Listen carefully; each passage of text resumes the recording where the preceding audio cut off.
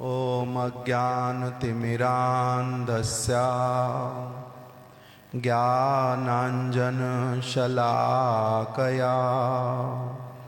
चक्षुरुन्मीलितं येन तस्मै श्रीगुरवे नमः। वाञ्छाकल्पतरुभ्यश्च कृपा सिन्धुभ्य एव च पतितानां पावनेभ्यो वैष्णवेभ्यो नमो नमः। श्रीकृष्ण चैतन्य प्रभु नित्यानंद श्री अद्वैत गदाधर श्रीवासादि गौर भक्त वृंद। हरे कृष्णा कृष्णा कृष्णा हरे हरे, हरे राम राम राम हरे हरे। मैं सर्वप्रथम अपने परम आराध्य गुरुपाद पद्म नित्य लीला प्रविष्ट ओम विष्णुपाद अष्टोत्तर शत श्रीमद् भक्ति प्रमोद पुरी गोस्वामी महाराज जी के श्री चरण कमलों में अपना दंडवत प्रणाम ज्ञापन करता हूँ। तत्पश्चात अपने शिक्षा गुरुपाद पद्म नित्य लीला प्रविष्ट श्रीमद् भक्ति वेदांत नारायण गोस्वामी महाराज एवं नित्य लीला प्रविष्ट श्रीमद् भक्ति विज्ञान भारती गोस्वामी महाराज जी के श्री चरण कमलों में भी अपना दंडवत प्रणाम ज्ञापन करता हूँ।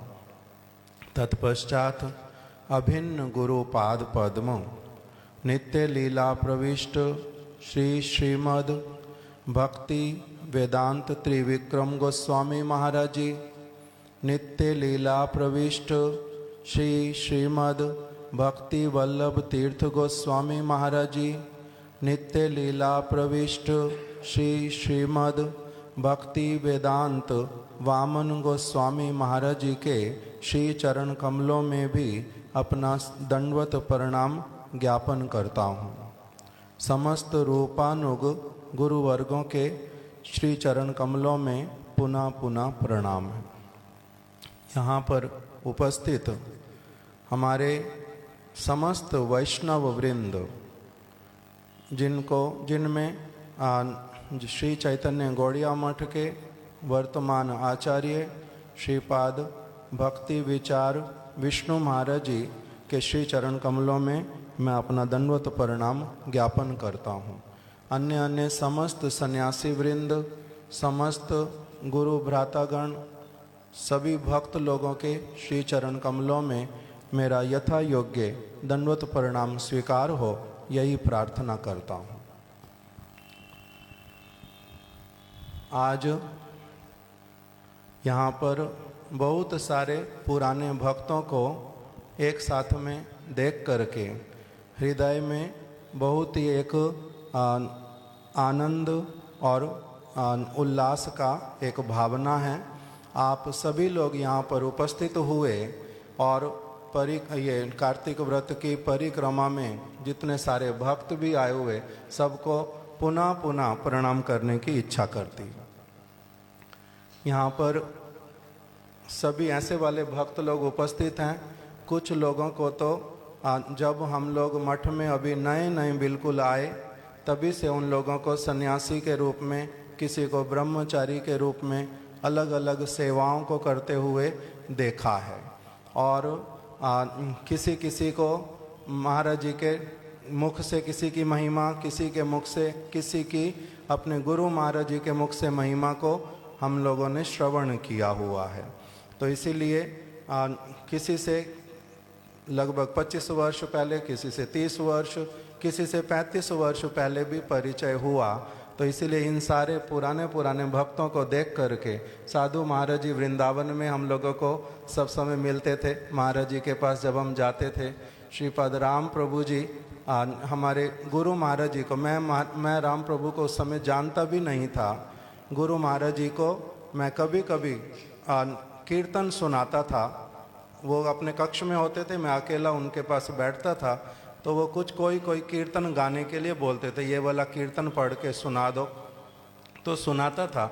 मेरा गला बहुत खराब कीर्तन में, तो 2-3 बार, लगभग 2 महीने में उन्होंने 2-3 बार बोला, तुम्हारा गला अच्छा बिल्कुल नहीं है। हमारा राम था, राम प्रभु था कलकत्ता में, वो बड़ा अच्छा कीर्तन करता है। तो मैं जानता नहीं था, किंतु नाम उनका गुरु महाराज जी के मुख से सुनता था।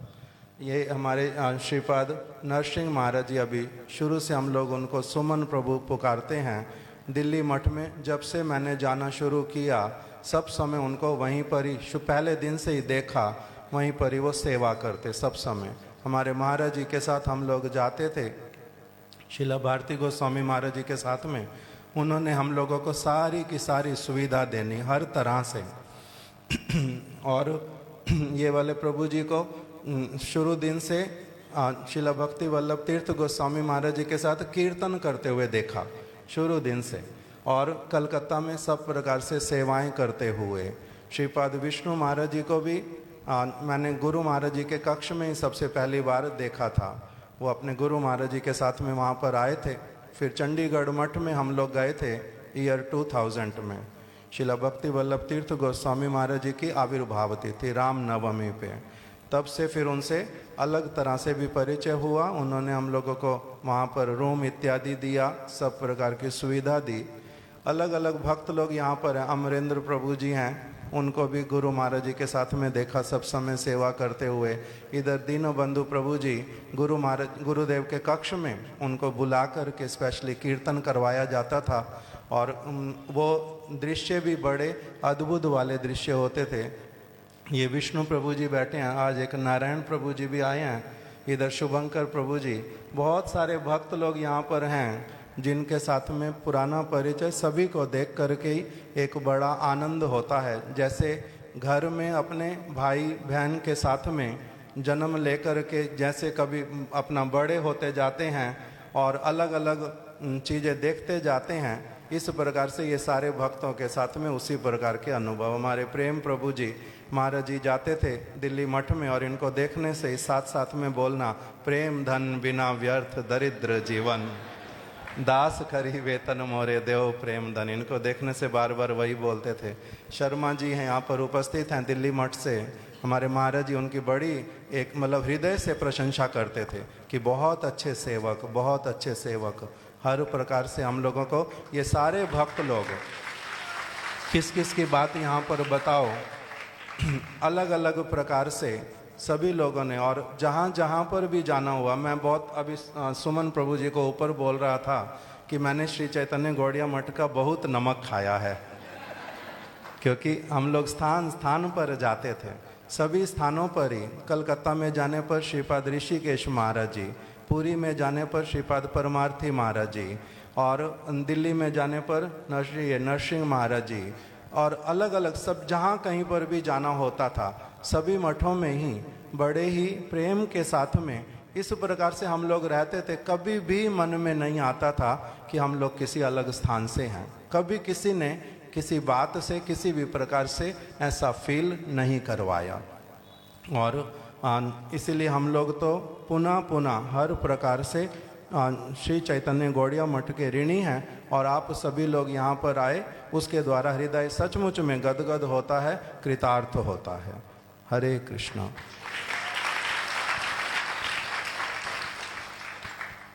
और आज हमारे अभिन्न गुरुपाद पद्म श्री श्रीमद् भक्ति वेदांत त्रिविक्रम गोस्वामी महाराज जी, श्री श्रीमद् भक्ति वेदांत शिला वामन गोस्वामी महाराज जी, दोनों की ही आज शुभ तिरोभाव तिथि है। इसलिए मैं केवल 2-4 मिनट में ही उनके चरण कमलों में कुछ पुष्पांजलि दे करके फिर हम आगे का कार्यक्रम सुनेंगे। हमारे महाराज जी शिला भारती गोस्वामी महाराज जी बताते थे शिला वामन गोस्वामी महाराज जी के विषय में कि हम लोगों का परिचय हुआ, शिला वामन गोस्वामी महाराज जी का शिला भारती गोस्वामी महाराज जी का परिचय हुआ लगभग 1955-1956 में। तो उस समय महाराज जी कहते थे कि मैं कुछ समय मायापुर में सेवा करता था। शिला वामन गोस्वामी महाराज जी नवद्वीप धाम से मायापुर में आते थे, दर्शन करने भी जाते थे 1-2 स्थानों पर। फिर श्री चैतन्य गौड़िया मठ से हमारे यहाँ पर खेती होती थी चैतन्य गौड़िया मठ में, और देवानंद गौड़िया मठ में खेती नहीं होती थी। तो इसीलिए वो उन्होंने जब भी आना तो यहाँ से जो भी सब्जी उगी हुई है बिना किसी से पूछे बिना किसी से बात किए अपनी आप ही जितना इच्छा होती थी बोरी की बोरी भर करके वो ले करके जाते थे। किस लिए? क्योंकि महाराज जी कहते हैं उस समय हम लोगों के मन में ये आता ही नहीं था कभी भी कि वो मठ दूसरा है और ये मठ हमारा है। इसीलिए शिला वामन गोस्वामी महाराज जी वो निसंकोच जो अपना लेकर के जाना, जितना लेकर के जाना वो अपना लेकर के जाते थे। दूसरा बोलते थे कि आजकल ब्रह्मचारी सोच नहीं सकते कि हम लोग कैसे वाले थे। क्यों? क्योंकि उन्होंने चैतन्य गौड़िया मठ से बोरी जितनी अधिक से अधिक भर सकते सब्जियों की उन्होंने सिर के ऊपर उठा लेना, घाट तक चले जाना, नौका से पार करके फिर घाट से नवद्वीप तक सिर के ऊपर उठा करके चले जाना, और किसी प्रकार का कोई संकोच भी अनुभव नहीं करना, सन्यासी के वेश में होने पर भी।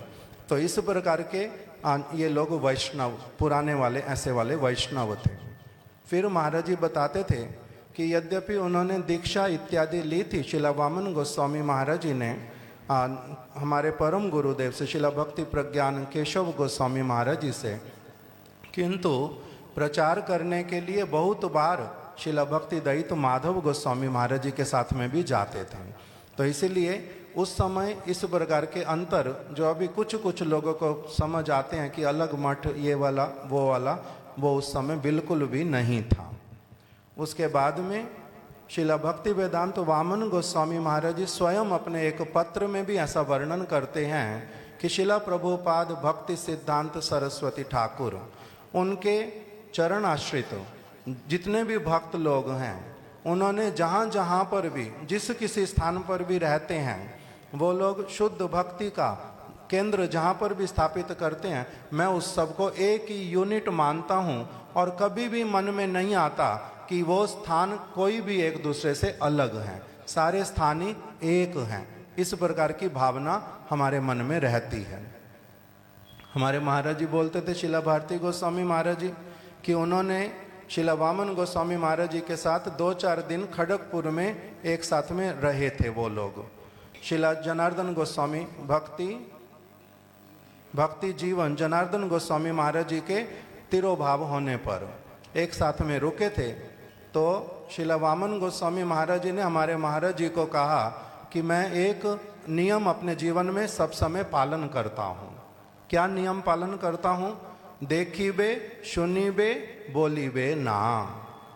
देखना सुनना, जैसे अभी महाराज जी बोल रहे थे ना कि वो बहुत अधिक बहस हो रही हो तो वो एकदम से शांत होकर के बैठ जाते थे। तो इसलिए क्यों? क्योंकि उन्होंने यही व्रत लिया हुआ था, देखिबे सुनिबे बोलीबे ना, देखना सुनना किंतु कुछ बोलना नहीं। तो इसलिए हमारे महाराज जी कहते थे हमने उनको सब समय उसी प्रकार का पालन करते हुए भी देखा है। वो किस प्रकार से बड़े शांत होकर के सारी सेवाएं करते थे। क्यों? क्योंकि वो छोटी सी अवस्था में ही मठ में आ गए थे शिला वामन गोस्वामी महाराज जी। और शिला परम गुरुदेव और शिला नरहरि सेवा विग्रह प्रभु इत्यादि इनके कहने पर सारी चीज़ें उन्होंने सीखी थी। किस प्रकार से वैष्णवों की सेवा करते हैं, छोटी छोटी सारी सेवाएं करते थे। जैसे श्री नारद ऋषि का चरित्र भागवत में आता है, उसी प्रकार की सारी सेवाएं, वैष्णवों को पत्तल देना, उनकी पत्तल जूठी उठा करके ले करके चले जाना, जहाँ पर वो मल त्याग करते हैं उस स्थान को साफ कर देना, और फिर वैष्णवों के कपड़े धो देना, उनके कपड़ों को फोल्ड करके कक्ष में ला देना, सब प्रकार की सेवाएं वो बाल्य अवस्था से ही अपना करते हुए आ गए। और उसके बाद में जब उनको आचार्य का पद भी मिला, उस समय हमारे शिला भक्तिदयित माधव गोस्वामी महाराज जी ही उस दिन सभा में वो सभापति थे, और उन्होंने ही शिला भक्ति प्रज्ञान केशव गोस्वामी महाराज जी का पत्र पढ़ा था, और उन्होंने ही कहा था कि ये एक शिला वामन गोस्वामी महाराज, हमारा दृढ़ विश्वास है कि ये एक योग्य आचार्य का पद जो है उसको बड़ी अच्छी तरह से संभालेंगे। इस प्रकार का आशीर्वाद भी दिया था शिला माधव गोस्वामी महाराज जी ने। इसलिए हम लोग कहाँ सारी चीज़ें जुड़ी हुई हैं, हमारे परम गुरुदेव शिला माधव गोस्वामी महाराज, गुरु महाराज जी और आगे उनके अनुगत जन, सारे एक के साथ एक ऐसे जुड़े हुए हैं कि इनमें से किसी को भी अलग नहीं किया जा सकता। हम लोग सभी इनकी संतान हैं। शिला भक्ति वेदांत वामन गोस्वामी महाराज जी जब उनको आचार्य का पद मिला, उनको जब सबसे पहली उन्होंने कथा बोली, रो रो करके बार बार उन्होंने कहा कि मैं अपने समस्त गुरु भ्राताओं को एक प्रार्थना करता हूँ, एकाकी आमार नाही पाई बल, हरि नाम संकीर्तने। मेरे को जो ये सेवा मिली है, मैं ये वाली सेवा अकेले कभी भी नहीं कर पाऊँगा। एकाकी आमार नाही पाई बल, हरि नाम संकीर्तने, तुम्हें कृपा करी श्रद्धा बिंदु दिया, देहो कृष्ण नाम धने। मैं तुम सबसे प्रार्थना करता हूँ कि गुरु महाराज जी की सेवा में मेरे को योगदान दे करके कृष्ण प्रेम धन मेरे को प्राप्त करने में आप सभी लोग मेरी पूर्ण सहायता करना। जब भी वो दीक्षा मंत्र देने जाते थे, बहुत योग्य व्यक्ति हमारे महाराज जी बार बार बोलते थे, हमारे गुरुदेव पुनः पुनः स्मरण करते थे कि शिला वामन गोस्वामी महाराज जी ने जब दीक्षा देनी, जिस दिन हरि नाम देना, दीक्षा देनी, हमारे गुरुदेव उनसे लगभग मठवास में 16 वर्ष क्यों ज़्यादा होंगे, 1946 में गुरुदेव आए, 36 में प्रभुपाद जी चले गए, 16-17 वर्ष, 16-17 वर्ष हमारे गुरुदेव उनसे मठवास में छोटे थे। किंतु क्योंकि सन्यास इकट्ठे लिया, बहुत सारी सेवाएं इकट्ठे करते रहे, तो इसलिए शिला वामन गोस्वामी महाराज जी ने जब दीक्षा देनी, हरि नाम देना, हमारे गुरुदेव के कक्ष में आकर के प्रणाम करते और गुरुदेव भी उनको प्रणाम करते, और वो कहते, महाराज मैं आज एक पापमय क्रिया में लिप्त होने जा रहा हूँ, आप मेरे को आशीर्वाद करो कि जिससे मेरे को मेरी रक्षा हो, मैं किसी को भी ऐसे हरि नाम दीक्षा इत्यादि नहीं दे दूं जो कि वास्तविक रूप में उसका आदर ना करें। इस प्रकार से बहुत अधिक उनका दैन्यमय जीवन है, बड़ा आनंदमय जीवन उनका। वो इस प्रकार से रहते थे, जिस ऐसे उनकी भजन की परिपाटी, उनका एक एक पत्र पढ़ करके, उनकी बातें श्रवण करके इस प्रकार से मन में आता है कि सचमुच में ऐसे व्यक्ति भी इस जगत में होते हैं। इस प्रकार का उनका बड़ा दिव्य चरित्र है। शिला भक्ति वेदांत त्रिविक्रम गोस्वामी महाराज जी, वो भी एक बहुत अद्भुत हमारे गुरु वर्ग। उन्होंने यद्यपि कभी किसी को मंत्र दीक्षा इत्यादि नहीं दी, किंतु हमारे गुरुदेव के संग में जितने भी सारे भक्त लोग, सारे उनको अभिन्न गुरुपाद पद्म और आचार्य के रूप में ही दर्शन करते हैं। शिला त्रिविक्रम गोस्वामी महाराज, वो भी हमारे गुरुदेव से ऐसे सीनियर थे, शिला नारायण गोस्वामी महाराज जी से, किंतु उन्होंने जब भी मथुरा में आना, हमारे गुरुदेव की पादुका उनके कक्ष के बाहर रखी रहती थी, उसी को ही उन्होंने साष्टांग दंडवत प्रणाम करना। गुरुदेव भी उनको दंडवत प्रणाम करते थे, और वो बार बार बोलते थे, I want to die unseen unknown. मैं इस जगत से ऐसे चले जाना चाहता हूँ जिसमें कि मेरी तरफ अनसीन, मेरे को कोई भी ना देखे, अननोन कि मेरे को कोई पहचाने भी ना, मैं किसी प्रकार से जगत से जाना चाहता हूँ। और शिला त्रिविक्रम गोस्वामी महाराज जी वो बोलते थे, हु इज़ रियल इंडियन। आजकल केवल बोलते हैं जिनका शरीर भारत में जन्म हुआ वही भारतीय है। किंतु वो कहते थे वास्तविक रूप में वैदिक जो हम लोगों की विचारधारा, उसको जो ठीक ठीक रूप में जीवन में पालन करता है, मैं केवल मात्र उसी को ही भारतीय कहता हूँ, मैं और किसी को भारतीय नहीं कहता। दूसरी बात वो अपनी कथा में कहते थे कि Krishna is hungry for love. भगवान जो श्री कृष्ण हैं उनको आप अच्छी अच्छी चीज़ें बना करके खिलाओगे और वो तुम्हारी चीज़ों को देख करके खाने बैठ जाएंगे, ऐसा कभी भी मत सोचना। भगवान भूखे नहीं हैं किसी भी चीज़ के। अगर तुम्हारी वस्तुओं में प्रेम मिला हुआ होगा तभी केवल मात्र वो स्वीकार करेंगे, अन्यथा वो स्वीकार नहीं करेंगे। माता यशोदा कृष्ण को कभी भी हारमोनियम बजा करके, मृदंग बजा करके नहीं बुलाती थी, सिर्फ बोलती थी कन्हैया इधर आओ। कृष्ण साथ साथ में दौड़े चले आते थे। क्यों? क्योंकि उनके हृदय में प्रेम है। तो इसलिए वो कहते थे Krishna is hungry for love. वो भगवान जो है केवल मात्र प्रेम के भूखे हैं। अगर जो उनसे प्रेम करेगा वो तो उस तरफ जाएगा, दूसरा कोई उस तरफ नहीं जा सकता। अलग अलग उनकी भी बहुत सारी कथा, अभी समय के कारण मैं यहीं पर ही कथा को विराम देता हूँ। समस्त भक्तों के चरणों में मेरा पुनः पुनः प्रणाम। वांछा कल्पतरुभ्यश्च कृपा सिंधुभ्य एव च पतितानां पावनेभ्यो वैष्णवेभ्यो नमो नमः।